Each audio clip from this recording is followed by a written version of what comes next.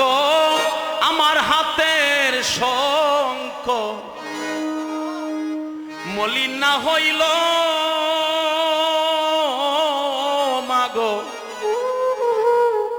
কপালের দূরের পুটা মাগো আমার 2 দিন না রইল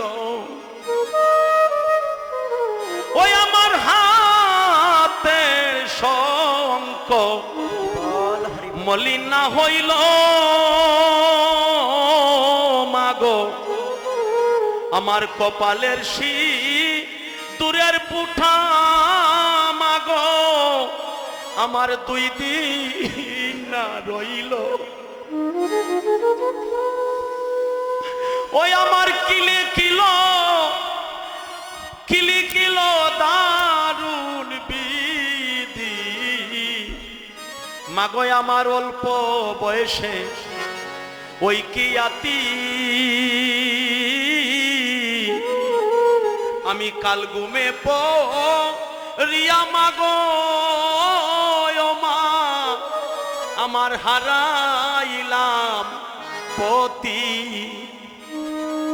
মাগো আমার পতি যদি সর্পে দংশিত ও মাগো আমি বুড়া লইয়া আসতাম জলে মাগো বিপুলার মতো ও মায় আমার পতি যদি মাগো সর্পে দংশিত মাগো আমি বুড়া লইয়া বাসতাম জলে মাগো বিপুলার মতো ও বুড়া বাসতা জলে যাই তরে উজান আমারে লোকে বলতো ওই যায় সতী আমি কাল ঘুমে রিয়া মাগো মাগো আর হারা বাস্ত জলে তাই তোরে ও যা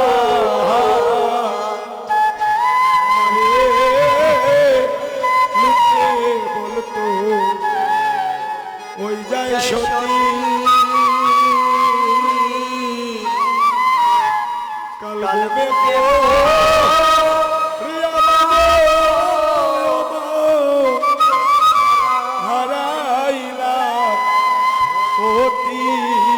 আস্তে ও মাগো সন্ধ্যা কালে অতীত বারতি মাগো কিবা মন্ত্র দিয়া মাগো ও মায় আমার করলো ডাকাতি নিতাই গৌর হরিব হরিব কালে অতীত বারতি মাগো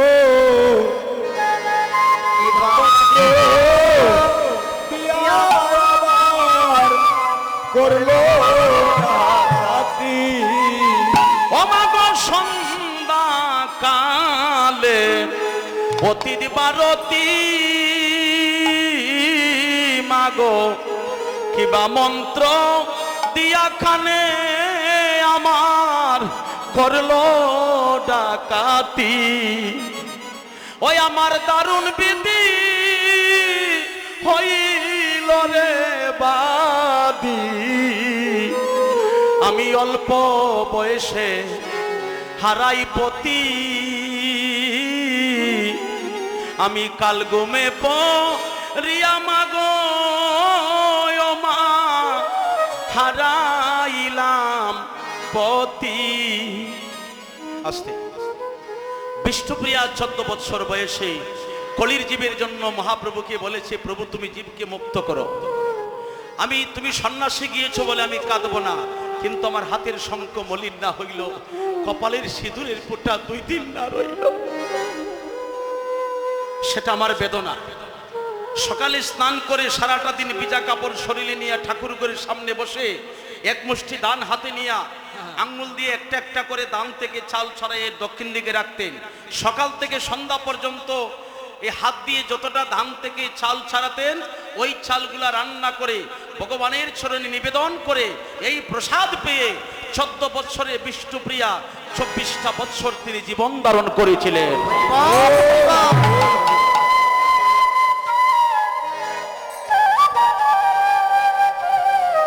আস্তে আমরা এই ত্যাগ করতে পারবো। আমরা বাচ্চাগুলোকে বসান, মোবাইল হাতে দিবেন না। বাচ্চাদের হাতে মোবাইল দিলে কি হয় জানেন? ওদের ব্রেনের ক্ষতি হয়, চোখের জ্যোতি শক্তি কমবে, কানের শ্রবণ শক্তি কমবে। 18 বছরের আগে কোনো বাচ্চার হাতে টাচ মোবাইল দিবেন না। আপনি মায়া করে আদর করে ছেলেকে দিলেন, কিন্তু 12 বছর হলেই তার চশমা লাগবে, চোখের জ্যোতি শক্তি চলে যাবে। আর একবার যদি জ্যোতি শক্তি চলে যায়, 1000 ডাক্তার দেখালেও সেটা আর ফিরে পাবেন না। তার বিনিময়ে ঔষধ ব্যবহার করতে পারবে। ব্রেনের ক্ষতি হয়। এটা কত দূর থেকে সেকেন্ডের মধ্যে কথাটা নিয়ে আসে, তাহলে এটা অনুভব করতে পারেন না এটার কত শক্তি। রাতে যখন ঘুমাতে যাবেন 7 ফুট দূরে রাখবেন মোবাইল, মাথার কাছ থেকে 7 ফুট দূরে। এটা বিজ্ঞানসম্মত। আমরা এই জন্য তো অল্প বয়সে সবকিছু হারিয়ে ফেলছি। আচ্ছা, বিষ্ণুপ্রিয়া যদি জীবের জন্য তার স্বামীকে দিতে পারে দান করে, যাও তুমি উদ্ধার করো, আমরা তো ভগবানের জন্য কি দিলাম কি? দেখেন তো এই জায়গাটা যারা আমরা এখানে বসছি, আমরা বসে শুনতেছি হরিনাম, কিন্তু অনেক মায়েরা দাঁড়িয়ে আছে, তাদের পায়ে ব্যথা করতেছে। 4 ঘন্টা হয়ে গেছে আমরা শুরু করেছি পুণ্যা। 4 ঘন্টা ধরে যারা দাঁড়িয়ে আছে তাদের পায়ে ব্যথা করতেছে না, তবু তো তারা দাঁড়িয়ে শুনতেছে। তাহলে এই এলাকাতে যদি আমরা 200 ফ্যামিলি থাকি, আমরা 10,000 করে যদি টাকা দিই, এই জায়গাটা এরকম বেশ কম থাকবে? বলছে না, হরি তোমার কাই তোমার করি, তোমার দেশে গুড়ি পিরি, ও প্রভু তোমার দন তোমারে দিতে, ও হরি বুক পাটে আমার। হরি বল, হরি বল, হরি বল। তোমারে দিতে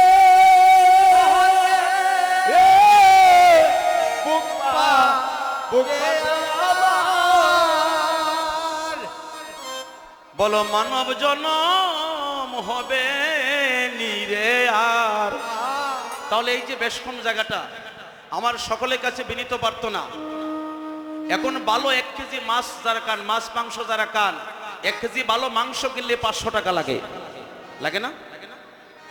1 কেজি মাছ, ভালো মাছ কিনলে 500 টাকা লাগে।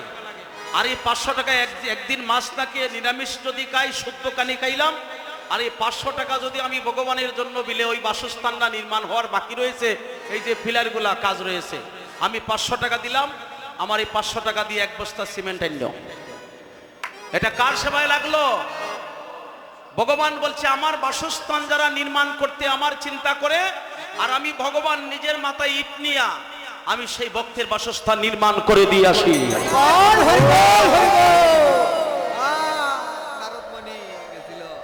এটা প্র্যাকটিক্যাল প্রমাণ।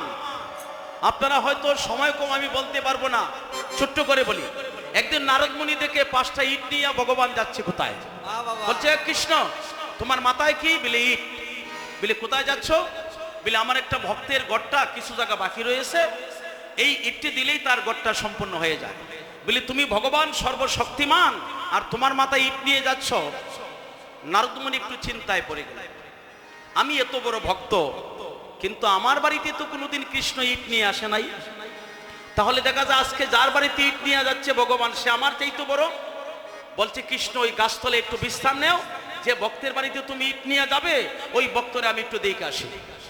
বেরিতে যাও ওই বাড়িটা। এখন নারদ গিয়া দেখে যে ভক্তের বাড়িতে ইট নিয়ে আসছে কৃষ্ণ, ওই ভক্ত, এটা কি বলেন আপনারা জানি, এই যে লম্বা দাজে যে ফাটা বলি দেয়, কিতা শিরা ও বলিছে, এটা আপনারা কি বলেন? ওটা হামা লাগাইতে হবে। আচ্ছা ঠিক আছে মা, তবে এটা ভগবানের নামে দিচ্ছে তো। আচ্ছা কমিটির লোক কেউ আছে কেন দেখুন, আমার দয়াবতী মা হ্যাঁ বলার আগেই উনি 500 টাকা দিয়েছেন। এই 500 টাকা দিয়ে 1 বস্তা সিমেন্ট আসবে। এই সিমেন্টের কাজটা যেন ভগবানের স্থানে লাগে। আস্তে একটু বসেন দাদা, আমি কথাটা শেষ করে তারপরে বলবো। মা আপনার এই টাকাটা ভগবানের ব্যাংকে যাবে, আপনি বসুন। ভগবান আপনার মনের বাসনা যেন পূর্ণ করে। আপনার বাসনা যেন বসুন মা।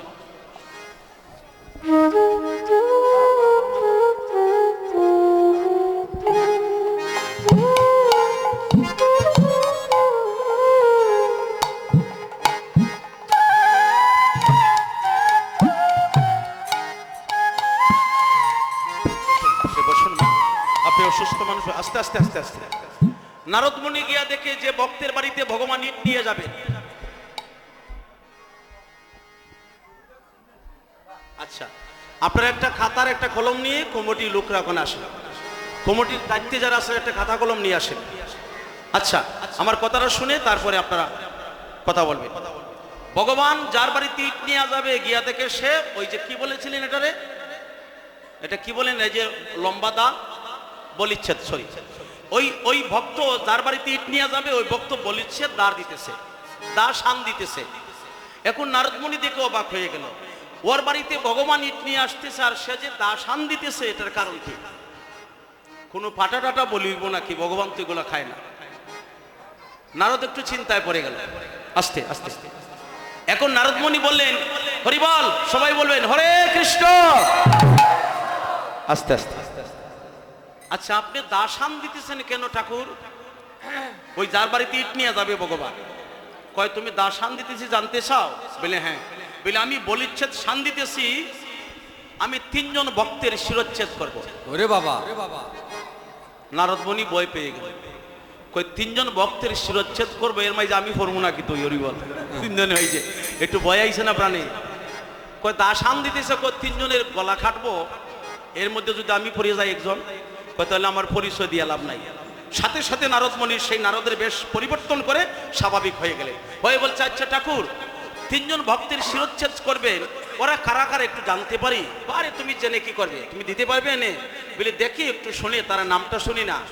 কয় 3 জন ভক্তের শিরচ্ছেদ করব, এই 3 জন যারা, এর মধ্যে প্রথম হলো নারদ। ওরে বাবা রে বাবা, নারদ 1 কিলোমিটার গেছে এক লাফে। কই সর্বনাশ, যদি আজ আমার চিন্ত তো শেষ, একসাথে আমার গলা কাটতে দিত।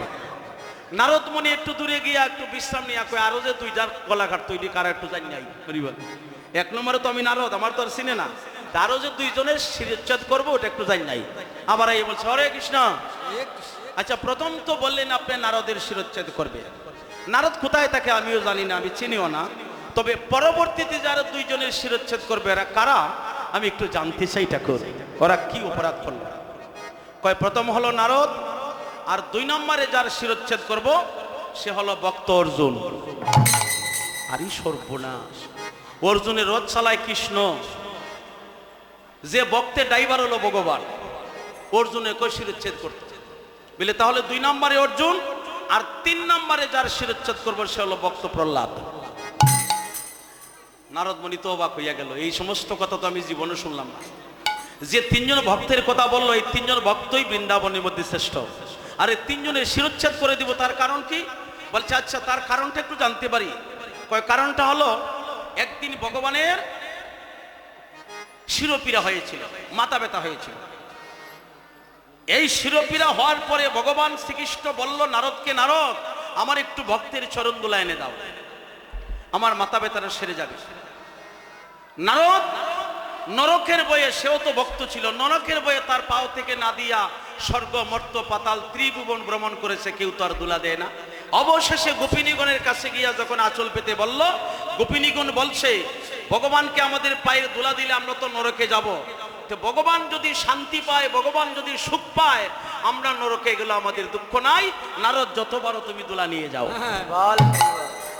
এই যে সারাটা দিন আমার গোবিন্দরে কষ্ট দিল, নারদের পাও থেকে যদি নরকের বয়ে না করে একটু দোলা দিত, আমার ভগবান শান্তি পায়। এই যে সারাটা দিন কষ্ট দিল, আমি নারদকে পাওয়া মাত্রই তার শিরচ্ছেদ করে দেব। কয় দুষ্ট একটা আমার আসি দেখা যায় হরি বল। আমি তো এটা ঠিকই করছি।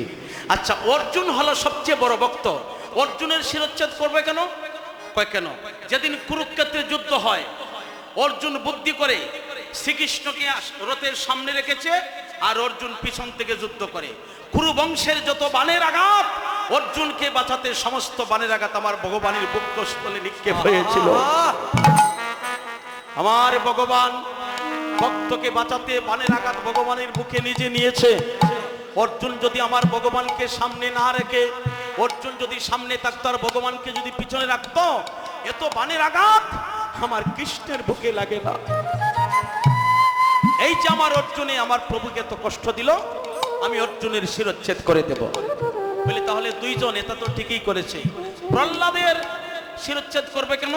বলে যেদিন ভগবান শ্রীকৃষ্ণ রাসমঞ্চ সমাপ্ত করে ভগবান বিশ্রামে গিয়েছে, খেতে বসছে, প্রসাদ পাবে, বিশ্রামে যাবে, ওই সময় প্রহ্লাদের বাবা তার হাত পাও বেঁধে সাগরে ছেড়ে দিয়েছে। আর সাগরে পড়ে আমার ভগবানকে ডাকতে লাগলো, আর ভগবান গুরু রূপে সারাটা দিন উপবাস থেকে আমার প্রহ্লাদকে রক্ষা করেছে। গৌর হরিবল।